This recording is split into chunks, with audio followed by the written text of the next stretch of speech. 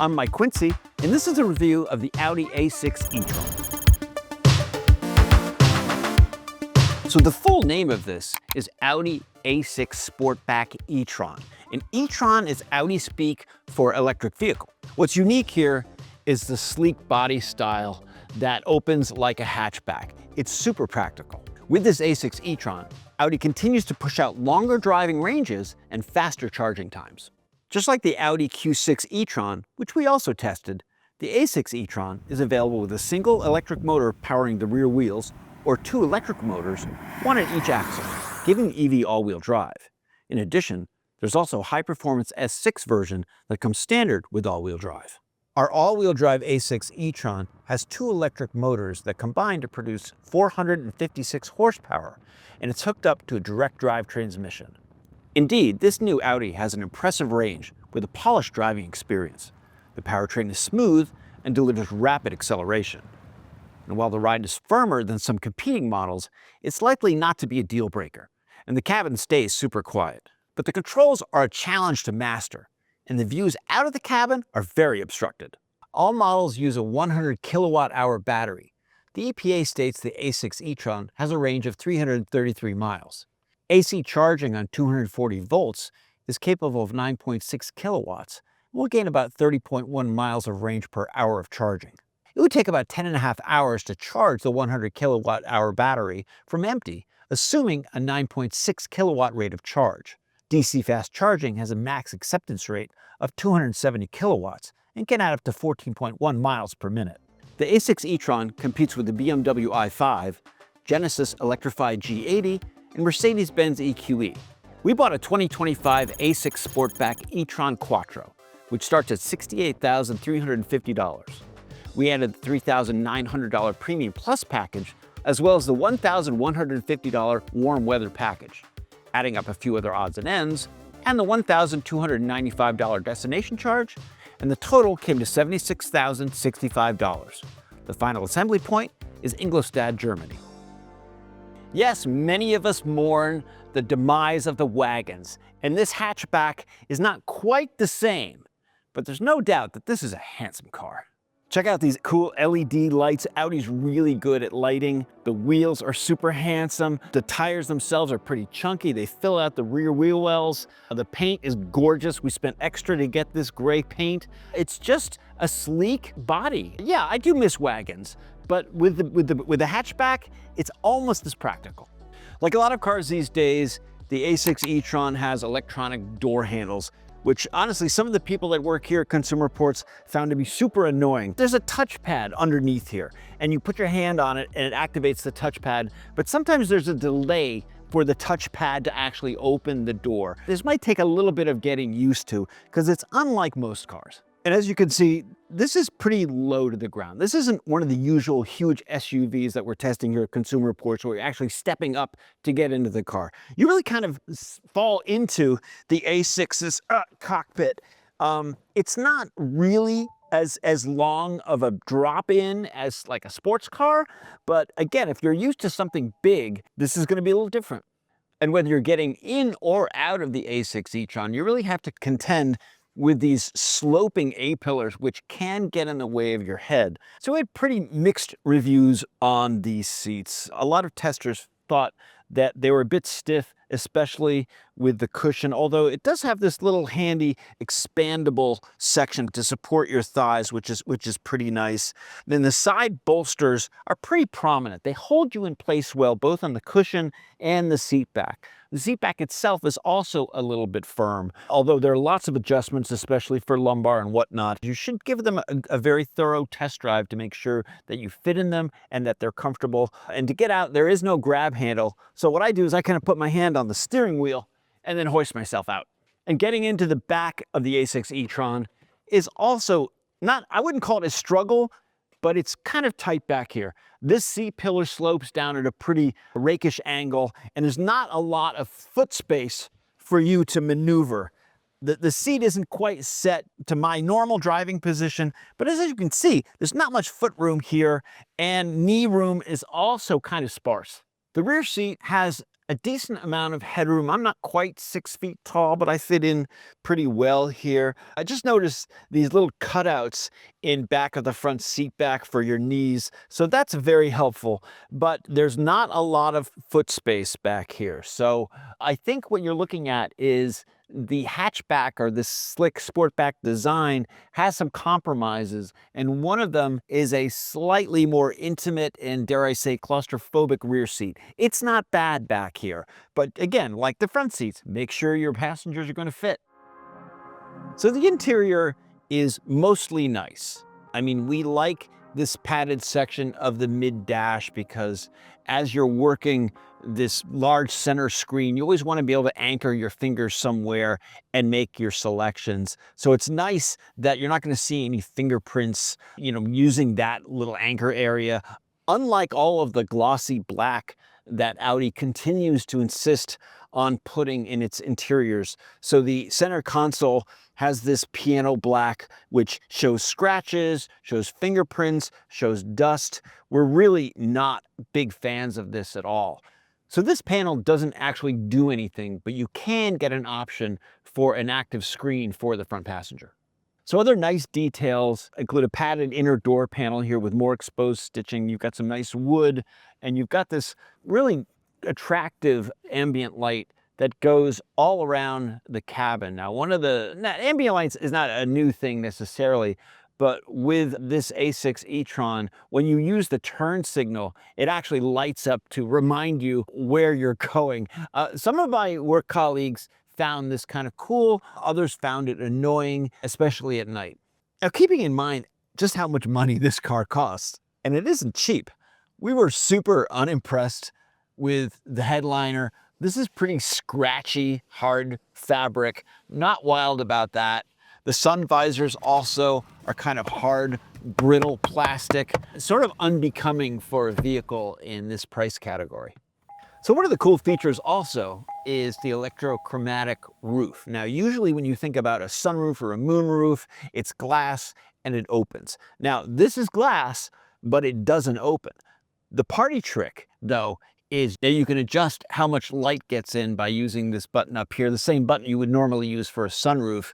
And if you tap it, it kind of does these little stripes on the roof, which is just kind of cool. But if you want it to go all dark, you push it up. If you want to open it, you can kind of do it one panel at a time.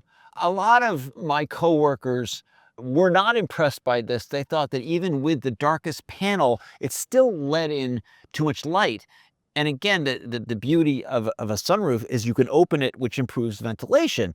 So we kind of have mixed feelings about what is a pretty cool technological feature, although we're not sure just how practical it is.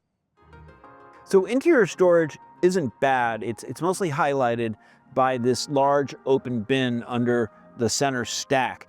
Now, it's in your normal driving position, you can't really see stuff in there. In particular, there's a phone charger in this bin. It has a handy clamp which holds your phone in place. But since it's kind of out of sight, out of mind, a number of us have put our phone in there, gotten to where we're going, get out of the car, and completely forget that our phone is still in the charger. We have decidedly mixed feelings about the A6 e-tron controls. And let's start with probably the most egregious section, and that's this panel on the driver's side door. Now, for some reason, Audi insisted on putting the lighting switches, the mirror controls, which is not unusual, the seat settings, the child lock settings, all in this chunky panel. Since they're all touch sensitive, it's really easy to inadvertently mess up your settings. None of us are fans of this. This is needlessly complicated, and we really wish Audi would rethink this approach. Furthering the A6 e-tron's confusing and frustrating controls are the touch-sensitive buttons on the steering wheel. Now, it's not unusual to have steering wheel buttons. Every car has them. But some of these will respond just to a little touch, like if you want to increase or decrease the volume. You can almost use it as a slider, or you can tap, tap, tap like a lot of cars. The way that you're going to adjust the view of the driver instrument panel, however, you do need to like physically press down the button and then select the menu. But sometimes it's hard to remember what is just a touch sensitive and what is when you actually have to press. There are much easier ways of doing this. It's one of the real downsides of this car.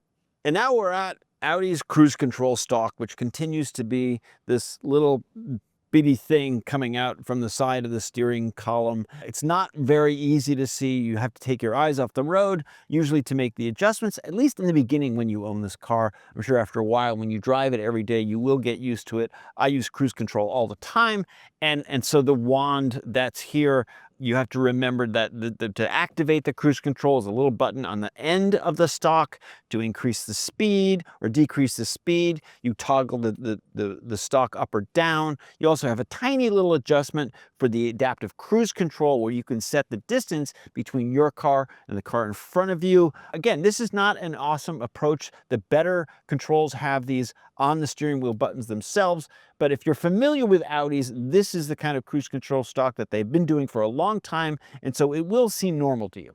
So the driver's instrument screen and the infotainment screen, they all kind of flow together. It's kind of nicely canted toward the driver. The graphics themselves are very clear and bright. It actually looks quite impressive.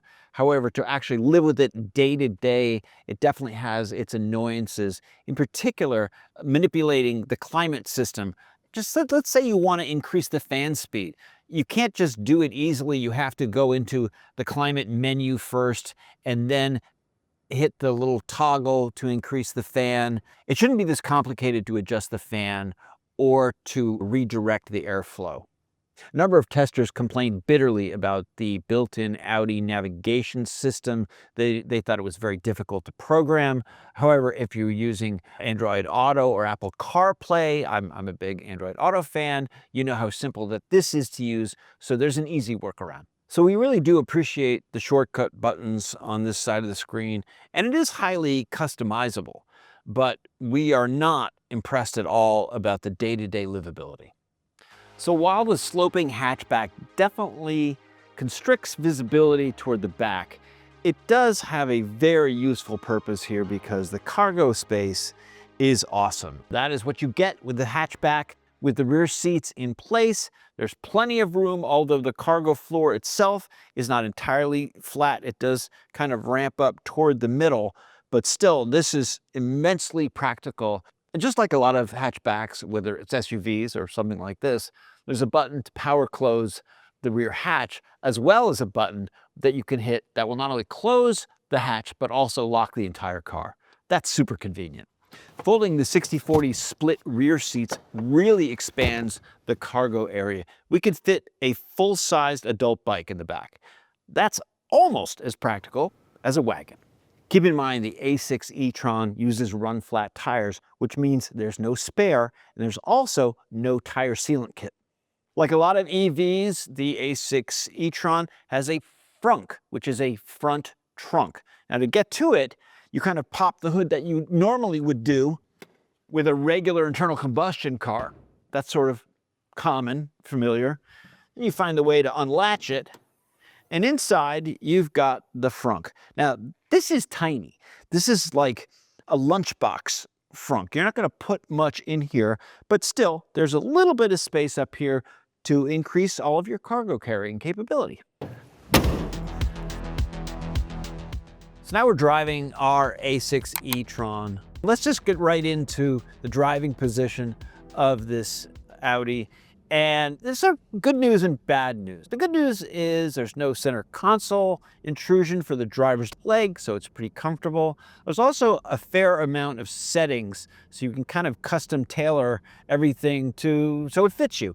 However, a lot of drivers here at the track have complained that the A6's steering wheel just does not go down low enough for their liking. It makes them almost feel like they're driving a bus. And because of the steering wheel's sort of limited adjustments, some of the information in the driver's instrument panel gets cut off, like I'm having a little bit of issues seeing like the time and the outside temperature in the upper left corner of the instrument panel. So it's always not perfect. Again, one of those situations where you really have to make sure that it works for you, and you really learn that in a thorough test drive. And drivers of all shapes and sizes will certainly find plenty of headroom inside the A6.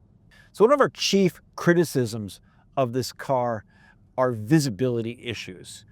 And by that I mean, how clear is it to look out from the driver's seat? The front A-pillar is somewhat thick, but it gets really wide at the base. So there's definitely some obstruction when you're looking forward to that corner. But the real issue is when you try to see what's behind you. Now, the sloping roofline brings a lot of compromise to the rear visibility. There's a small 3/4 glass back there, which helps a little bit, but it's just a slit of a tiny rear window, so it's really hard to see out of the back. Also, the dashboard is pretty high, which makes it hard to see the front end. You really can't see where the hood kind of comes to an end, but there's this handy button on the center console, which gives you a camera view, which certainly helps when you're parking. There's plenty of smooth, strong power without really feeling over the top quick. The tuning of this electric powertrain is really great. In normal mode, it moves along quite well, like most EVs, but when you flip the switch into dynamic mode, it really moves out. We also really like how Audi tuned the A6 e-tron to do one-pedal driving. It's really one of the best efforts that the company has done so far with their EVs. You can dial in as much or as little one-pedal regen braking as you want. There's also coast mode, which some people might find helpful either on the highway or in kind of low-speed stop-and-go driving. But, and here's a kicker, you have to reset your preferred regen settings every time you go to drive the car. In other words, every key cycle, it resets itself, which is kind of a pain. So I was pulling this car out of the garage to do the on-track driving, and our camera guy, Anatoly the Great, said it sounds like a spaceship on the outside, which is sort of neat. But I gotta tell you, on the inside, this car is supremely quiet.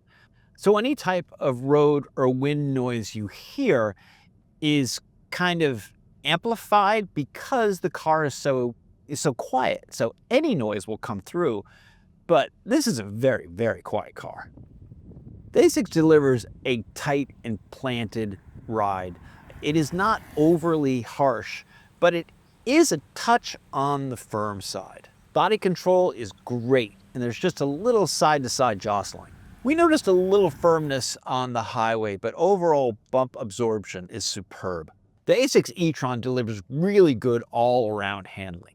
There's good grip, nice steering feedback. It's a very satisfying car to drive. And when pushed to its limits on our track, the car turned out to be really fun. It stays tied down, and the front end really bites in to hold the line. Its forgiving behavior makes it more engaging as we explored the limits of this car's handling. The A6 e-tron comes with a full complement of standard active safety and driver assistance systems. The A6 e-tron delivers an impressive driving range, a quiet cabin, and a versatile interior. But there are many issues that you have to wrestle with, including complicated controls and limited outward visibility.